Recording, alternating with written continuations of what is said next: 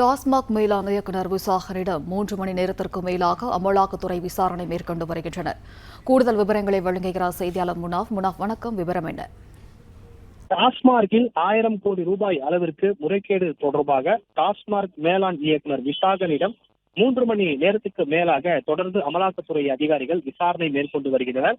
அமலாக்கத்துறை சோதனைக்கு பிறகு டாஸ்மார்க் மேலாண் இயக்குநர் விசாகனை அவரது வீட்டில் இருந்து நுங்கம்பாக்கத்தில் உள்ள அமலாக்கத்துறை அலுவலகத்திற்கு அழைத்து வந்து அதிகாரிகள் விசாரணை மேற்கொண்டு வருகின்றனர்.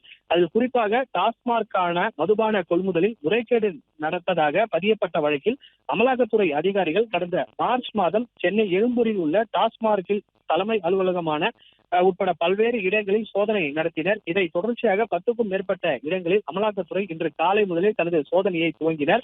இந்த நிலையில் அமலாக்கத்துறை சோதனையில் டாஸ்மார்க் மேலாண் இயக்குநர் விசாகனை அவரது வீட்டில் இருந்து நுங்கம்பாக்கத்தில் உள்ள அமலாக்கத்துறை அலுவலகத்திற்கு நேரடியாக அழைத்து வந்து தொடர்ந்து விசாரணை நடத்தி வருகின்றனர்.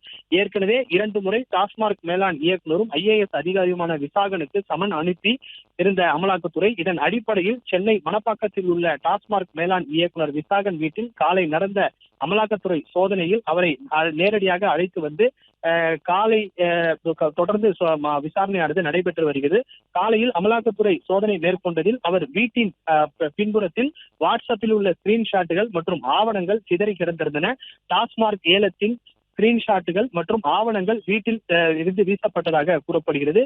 வீசிய வாட்ஸ்அப் ஸ்கிரீன்ஷாட்டுகள், ஆவணங்கள் மற்றும் டாஸ்மார்க் தலைமை அலுவலகத்தில் பறிமுதல் செய்யப்பட்ட ஆவணங்கள், வங்கி பரிவர்த்தனைகள் உள்ளிட்டவை பற்றி தொடர்ந்து 3 மணி நேரத்துக்கு மேலாக விசாரணையானது நடைபெற்று வருகிறது.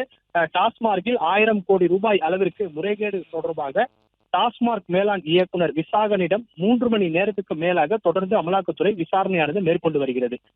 பிளே ஸ்டோர் மற்றும் ஆப் ஸ்டோரில் இருந்து பாலிமர் செயலியை QR கோடு மூலம் பதிவிறக்கம் செய்யுங்கள். செய்திகளை உடனுக்குடன் பெறுங்கள்.